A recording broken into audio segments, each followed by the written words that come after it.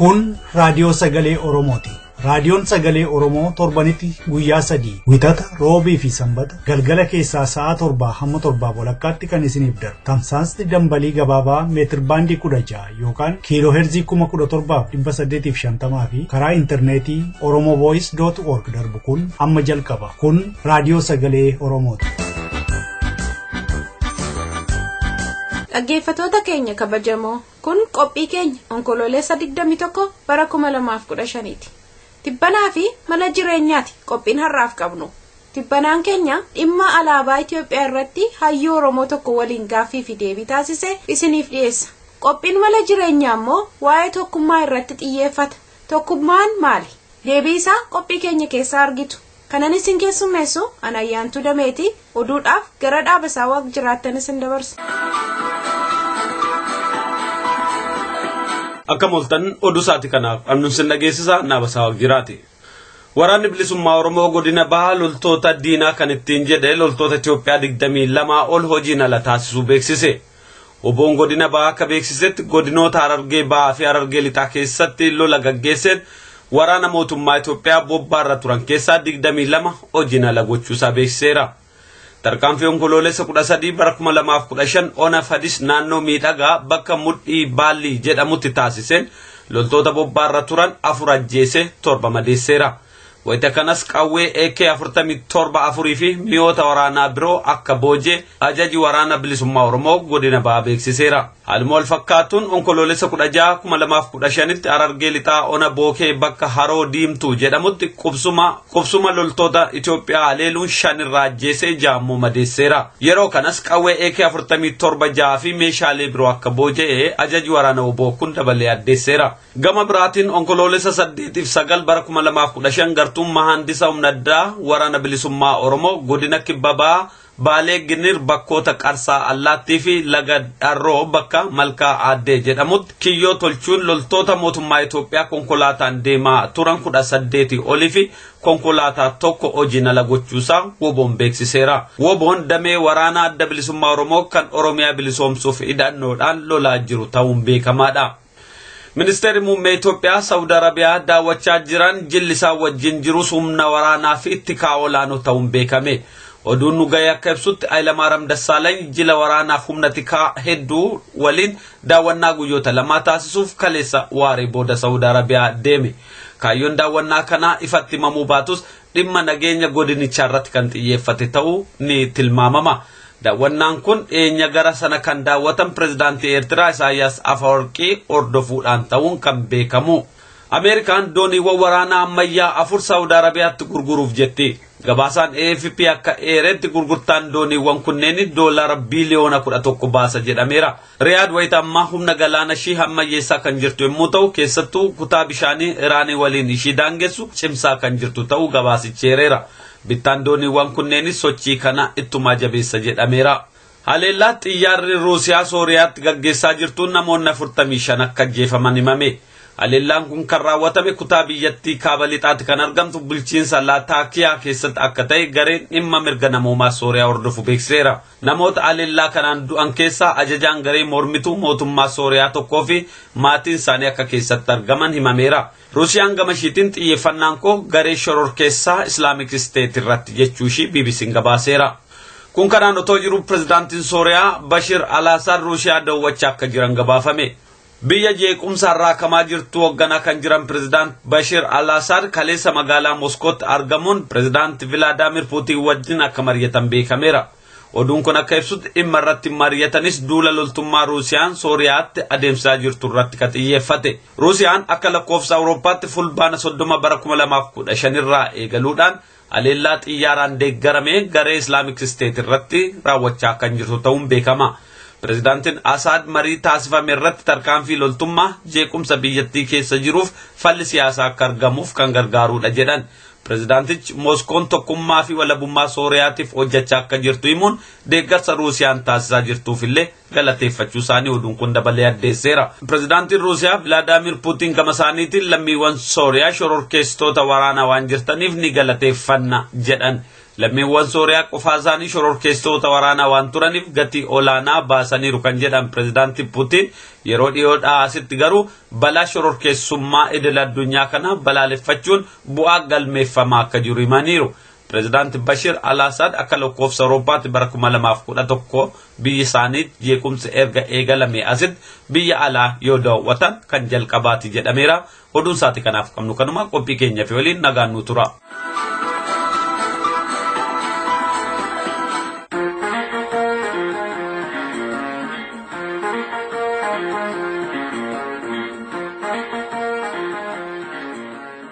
Qophii tibbanaa.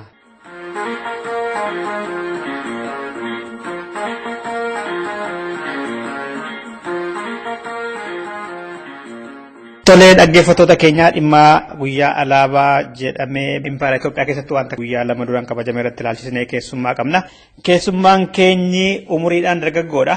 Garuu immoo barnootaaf hojii guddaadha qaba. Mee Moonenus duraan dursee baga nagaan dhuftan siin jedha. Simoo isin jedhu kam wayya? Sinaa hin jedhe dargaggeessadha waan ta'eef. Tole. Atinaan jedhe. Tole Moonenus hundarraa kanaan dura reediyoo sagalee Oromoo irratti dhiyaatteetta. Mee Moonenus amma maal hojjetaa jira? Amma dhaabbata Forum Federations jedhamu keessatti liaison officer yookaan immoo akka qo'ataatti gargaaraa qo'ataa ta'een hojjechaa jira. Yuunivarsiitii keessattis Center for Federal Studies Departmentii jedhamu keessattis achis akka istaafittan hojjechaa jira. Bakka itti hojjettu sun kan eenyuti? Kan mootummaa moo kan biyya alaati? Yuunivarsiitiin sun immoo kamidha? Dhaabbanni keessaa hojjedhu miti mootummaadha. Yuunivarsiitiin inni keessa jiru garuu Finfinnee Addis Ababa Yuunivarsiitiidha. Kollaaboreeshinii qabu Addis Ababa Yuunivarsiitii wajjiniin keessumaa muummee barnoota federaalizimii kan karaa hundumaa jajjabeessu dhaabbata Forum Federations jedhamu kanadha. Kan biyya alaati Forum Federationiin kun?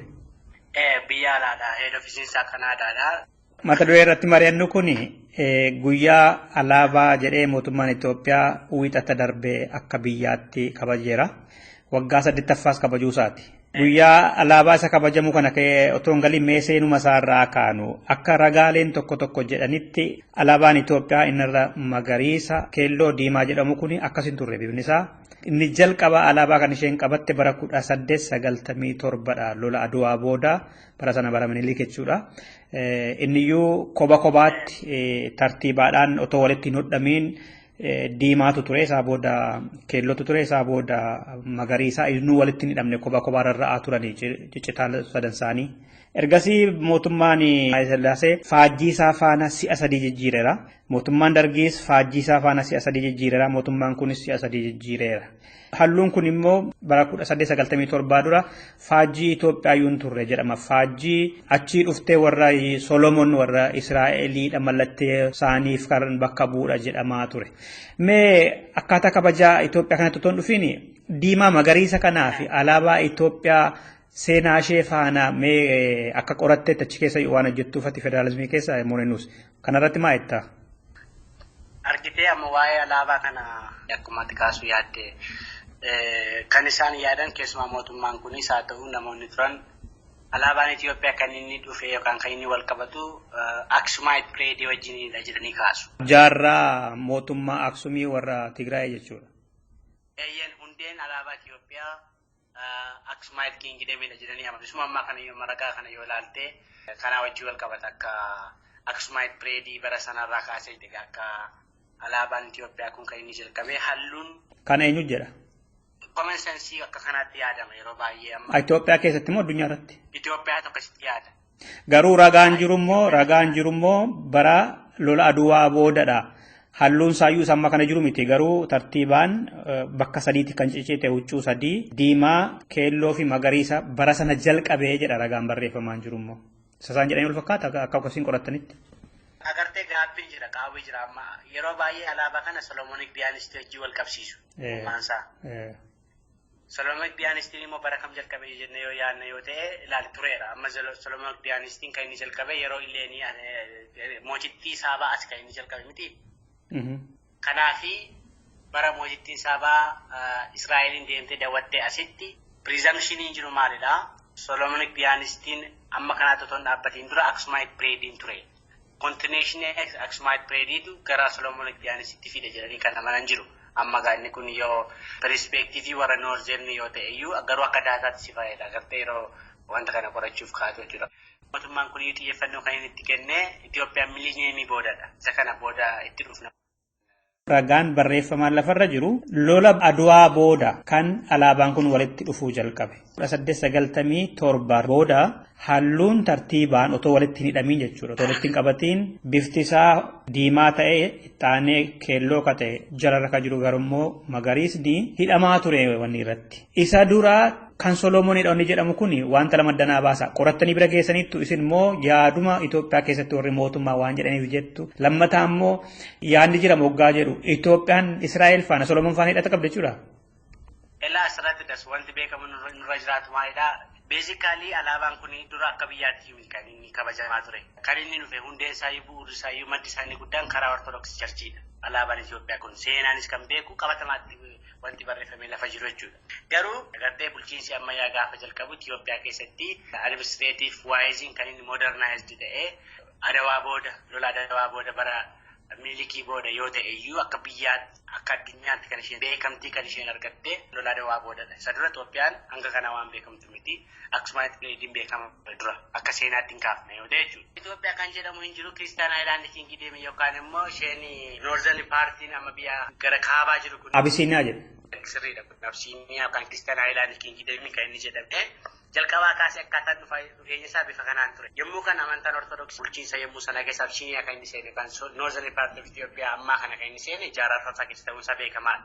Bu'uurri yookaan hundeen alaabaa kanaallee charchii akka ta'ettidha kan inni amanamu jechuudha. Ammumallee amantaan waldaan Ortodoksii iddoo guddaa jaalala guddaa qabdi alaabaa kanaaf jechuudha. Kanaaf perspektiiviin garaagaraa haa jiraatu iyyuu malee 1897 alaabaa kana gara bifa bulchiinsa biyyaatiin haa fidu hundeessaa garuu duubni isaa garuu waldaa Ortodoksii wajjin wal qabatee akkasumas pireedii wajjin akka wal qabatu bifa qindaa'anii yoo ta'uu baatellee yeroo garaagaraatti jijjiiramni yoo jiraatillee kan inni itti amanus akka beeksisaatti akkasumas pireedii akka ta'e keessumaa waldaa wajjin wal qabatee dhufuunsaa qorannaan jirus ragaan jirus ni agarsiisaa jira. 1897 dura garuu halluun diimaa keelloof magariisni alaabaa biyya Abisiiniyaas akka hin turredha. Garuu mallattoo warra Solomooniitii jedhu. Kana jechuun Itoophiyaan qaama Solomoonii waan taatee fudhattee jechuun danda'ama. Yoo akkas ta'e Itoophiyaa hundumatu qaama warra Solomooniiti moo akkam jenna? Itoophiyaan irraa egaa inni kun Itoophiyaan kun eenyu haalli jiru fakkeenyaaf amma alaabaa isaa ta'u naashinaal simboliin garaagaraa Itoophiyaa bakka bu'amoo egaa hiika Itoophiyaa irratti walii galuu danda'u jiraata. Itoophiyaan eenyu Itoophiyaa keessa jiraata wantoonni mul'ataa jiran kun akka biyyaatti Itoophiyaa yoo bakka bu'an biyyi immoo lafa isaa duwwaa miti nama isaati waan ta'eef eenyutu Itoophiyaadhas jedhutti si geessaa jechuudha. Kanaaf deemee wantichi maalidhaa? Konnoteeshinii isaa gaafa laaltu jechuudha. Fakkeenyaaf yeroo garaagaraatti amma akkuma jette jijjiiramni garaagaraa jira. Hiikaan garuu fakkeenyaaf halluu diimaa jechuun yommuu Solomonic Dynasty isaa Haile Sillaasee haa ta'u pirezidaantiin jiru maalidhaa waaqatti muude kan jedhu waaqni aangoo sii kennaa waaqatti sii muude uummata kan akka bulchuuti. Sorsiin paawarii keenyaa waaqarraati kan jedhudha. Halluun magariisni biyya lallistuu halluun keelloon immoo qabeenya qabna misoomuu dandeenya kan jedhudha. Hubannoon jiru ammumayyuu jechuudha. Kanaaf akkaataa dhufaatii isaa laallee Solomonic Dynasty wajjin wal qabata taanaan dhuguma harka 100 keessaa harki 60 ol harki 80 olii karaa wajjin waliin qabatu jechuudha. Waa'ee representation wajjin wal qabate national symboliin jiru kun fakkeenyaaf Oromoo wajjin wal qabata, Sidaamaa wajjin wal qabata, Sumaalee wajjin wal qabata yoo jette bifa kanaan hin qabatu. Gaaffiin qabu eenyuutii beekaa kana jechuudha. Kanaaf inni kun maal gaafata seenaa deebisanii hiikuu wantoota jiran deebisanii sirreessuu gaafata waan ta'eef ammaaf garuu alaabaan jiru halluu bifoota kana sadan qabate jira waan ta'eef Itoophiyaa bakka bu'amoo bakka bu'uu uummattoota hundumaa bakka bu'amoo bakka bu'uuni waama beekamudha waan nama fardisiisu miti jechuudha. Faajjii achirra jirullee mootummaan namta jiru kunillee siyaasa jijjiireera. Dheengadda kan kabaje guyyaa alaabaa kan jedhu waggaa 8ffaaf kabaja. Waggaa 25 aangoo irra ture waggaa 17 booda maaliif yaadate guyyaa alaabaa kana kabajuun maaltu dhalate? Inni kun gaaffii bu'uuraati. Amma wanti hundumtuu as keessa jira. Amma Adawaawiin maaliidha hubannoon alaabaa Itoophiyaaf qabu kunoo maaliif waggaa 8ffaatti kabaje yoo jennee hubannoo ta'e wanta baay'ee murteessaadha. Maaliif beekta mootummaan kun already alaabaa jechuun maal akka ta'e hubateera. Bara 1991 ministeerri muummee duraanii waa'ee alaabaa kanaa ibsa kennanii turan.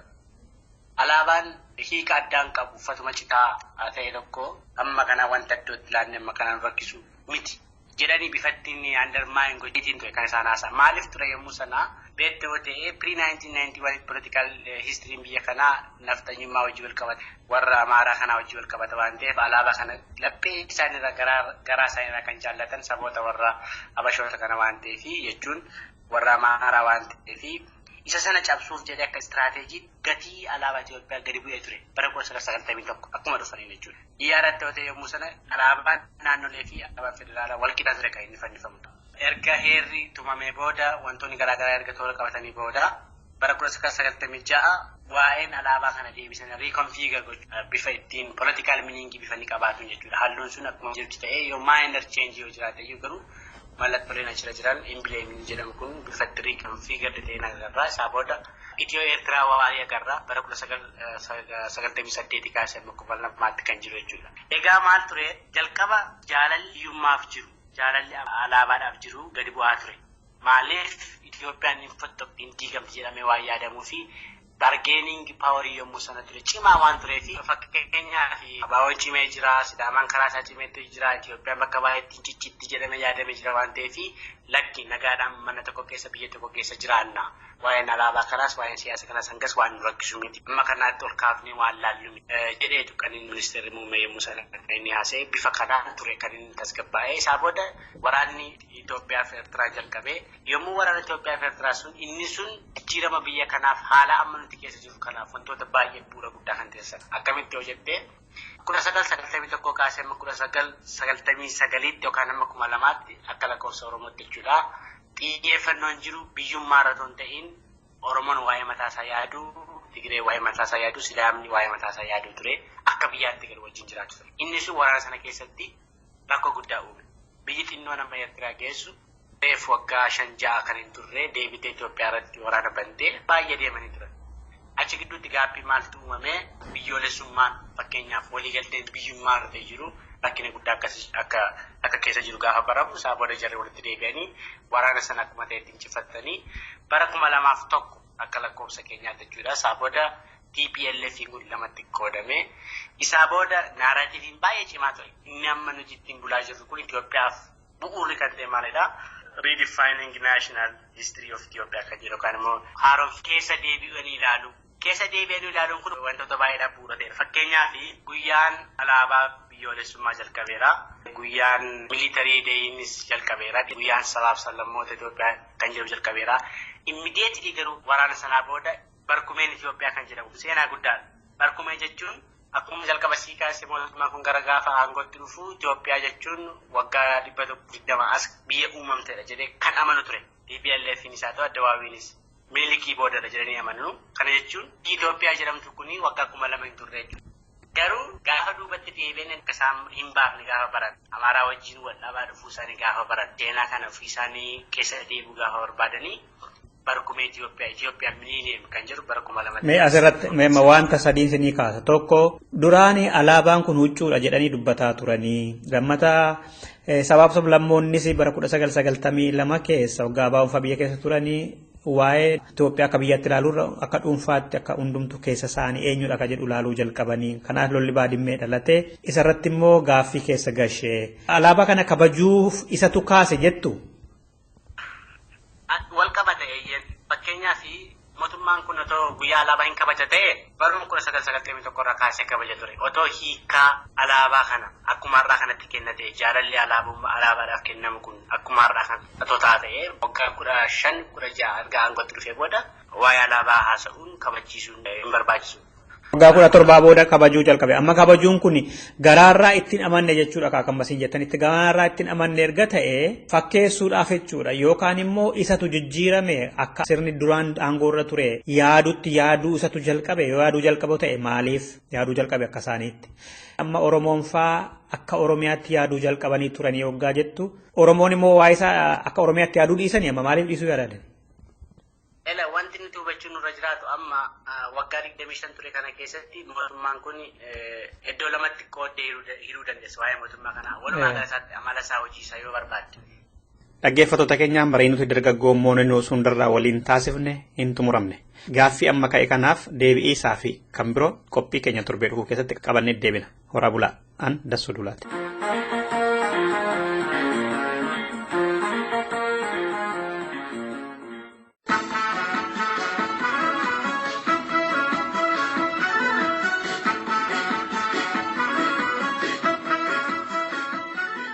Akkam jirtu dhaggeeffattoota keenya kun sagantaa mala jireenyaati. Ani qopheessaan keessan Aliyyi Galatooti itti dhiyaadha.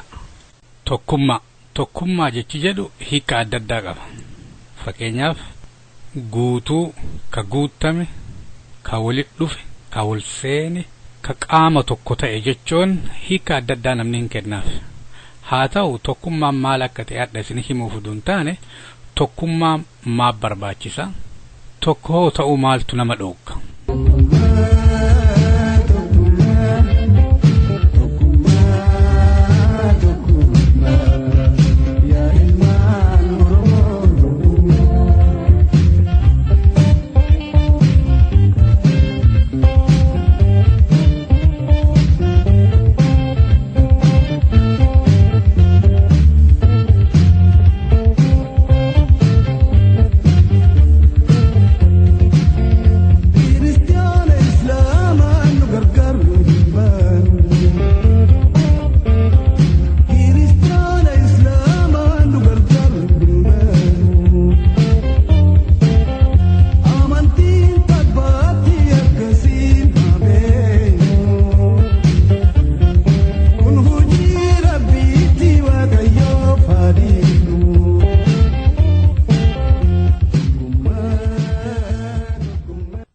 Tokkummaa maa barbaachisa? Barbaachisummaa tokkummaa addunyaa kanarratti yuunitii jedhan faranjiin illee warri biraallee tokkummaa jedhan namni martu.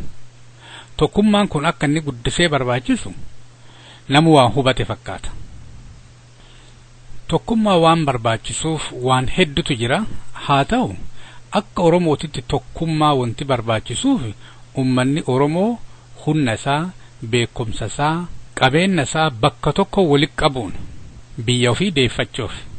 Biyya ofii yoo deeffate immoo rakkoon amma Oromoo ta'eef irra gaaru kun yeroo irraa dhaabatu hireen sababa biyya dhabuun itti fayyadamuu dhabelle argateeti addunyaa tana keessatti bakka qabaateeti jiraachuuf. Oromummaan waan Oromoon tokko itti ta'u keessaa isa guddaa tokko. Kanaaf namoonni yeroo adda addaatitti Oromummaa kana jiraachisuuf wareegaman. Hoogganoonni adda bilisummaa Oromoo Ogaadeniin keessatti warri Islaamaa asbaa yeroo jedhaniin warra Islaaman taane Oromoota kaawwan waliin lakkinu Oromoo jedhaniit dhaabataniit achi wareegamanii jedhan akka dhageenyetti. Dheeraa Arsii keessatti Jeneraal Taaddaseen fa'a namoonni biraa walitti dhufanii nu amantiin kutaa waliin qoonnu jedhanii waliin qalanii nyaatanii kakataniit adda ka'an. Akka nu badhutti namni Oromoo tokkummaa yeroo jedhu maal jedhaara? Tokko waan qabnu mara bakka tokko walitti qabanneeti humna taaneeti diina kan afoo dhaabanneeti biyya keenya adeeffannuu jedhaara. Warri biraa ammoo wanti jedhu an Oromoo eegasiin jedhe Oromoo jedhiin awwaami nan fanfaninii nan qoodinii nan jibbinii bakka an itti dhaladheef jecha nan jibbinii ofirraa nan qabine. Ija tokko wallaaluu danda'uun kenna akka nu walii hojjannu akka fuulaan gara tokko deebinee nu lollu nu gargaara. Kabiraa ammoo dhaaba tokko hooggana tokko jalatti hiriiruu qabna. Yoo kanan taane karaa deemuun hooggana dhibbaa qabaachuun dhaaba dhibbaa qabaachuun nun baasu. Kanaafuu hooggana tokkoof dhaaba tokko callaa jala yoo deemne faayidaa nuu qabaa. Tokkummaan kennallee akkasi beekamaa jedheen warri ilaalanillee hin jiran. Silaa Oromoon tokko aadaa tokko qabaa, seenaa tokko qabaa, afaan tokko qabaa. Tokkummaa ummanni Oromoo gaafa saaru tokkummaa ummataati miti. Tokkummaa dhaaba siyaasaati. Tokkummaa hoogganootaati. Ummanni tokko qara. Wali firretane awal marihanu galma khenya jarra garayuna khanu akkuma kanneeni buusaa walii galu akkuma kanneeni walii galu biyya fi biyyeenis nu tokkuma aadaa fi seenaanis nu tokkuma afaan keenyaas tokko nu yooma maaliif wal bakannaa nuti ilmaan abbaa tokkooti waliif tumsa taana biyya fi biyyeenis nu tokkuma aadaa fi seenaanis nu tokkuma afaan keenyaas tokko nu yooma maaliif wal bakannaa nuti ilmaan abbaa tokkooti waliif tumsa taana.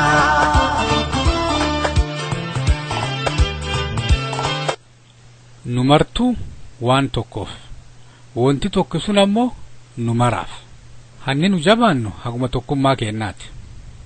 Winston Churchill akka jedhu diina keessaa yoo hin qabaanne diinni raasaa si mo'achuu hin danda'u jedha.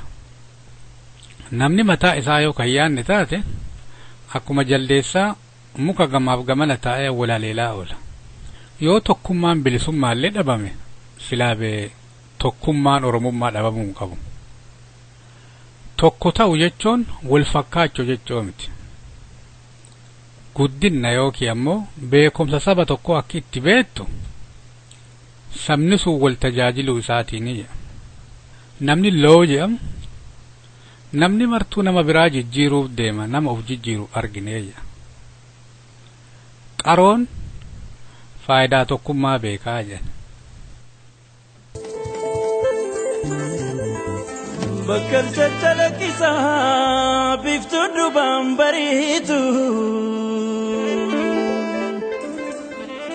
saba koo gadaan keenya milkiin waa fagoon jirtu wajjin galmaffaa gadaan urjiin odaarraa iftu yoomiyyuu hawwiin keenya galma geessi malee naftu galma geessi malee naftu.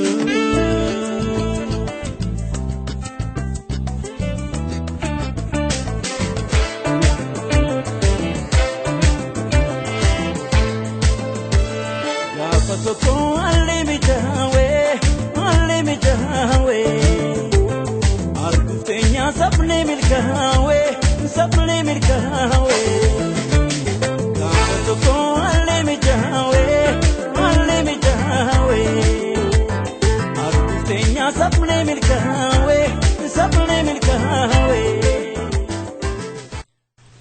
silaa atillee Oromoo yoo ofiin hin jenne diinni ati Oromoo siin jechuu isaa oolu maaliif firrifteeti ani Oromoo ofiin hin jenne silaa diinni Oromoo yoo siin jedhu si ajjeesuufi ati firriftee an Oromoo yoo ofiin jette of jiraachisuufi kanaaf namni martuu an Oromoo jedheeti bakka jirutti of jiraachisuuf carraaqu. Beeki baankii godhatte duraan akkaawuntii banattaame fiddeetuma bee horii kan kee fiddee baankiitti nattu. Kanaaf duraan ati jiraachuu qabda. Ati eenyu? Ati Oromoo. Oromoon kun ammoo jiraachuun maal Oromummaa itti naqamuu qaba jechuudha. Oromoon qalqalatee Oromummaan kan kee keessa hin jiraanne ati qola jechuudha. Kanaaf akkuma baankii san akkuma horii itti naqan. Horii yeroo yoo daftee itti natte horii guddaa qabaatte jechuudha baankii. Oromummaan kan keellee hedduu yeroo ta'e akka malee gadhaabata jechuudha namummaan kan kee. Achi diinni si sochoosuu hin danda'u. Yeroo duutullee gammadaa duuta jechuudha. Yeroo hidhamtullee gammadaa hidhamta. Wanti ati itti hidhamtuufi guddiftee waan jaalattu tokkoof waan ta'eef hirrifattu. Yoo ammoo namuma baankii akkaawuntii banatee homaa keessa hin jirre yoo ta'e yeroo si qabuuf ta'anu hin sodaatta. Kasi qaban dhiisiiti TV irraa reediyoo irraa illee dhageetti manatti fincaantaa jechuudha. Kanaaf akkaawuntii Oromummaa kana namuu irra hojjechuu qaba. Akkamitti akka irra hojjetu anaa miti ka gorsa kennu. Kanaaf jabaadhaati Oromummaa keessan jiraachisa. Oromummaan yoo jiraate tokkummaan akka salphatti dhufaa jedha. sagantaan mala jireenyaa kaadhaallee asumarraa raawwata yeroo gaarii.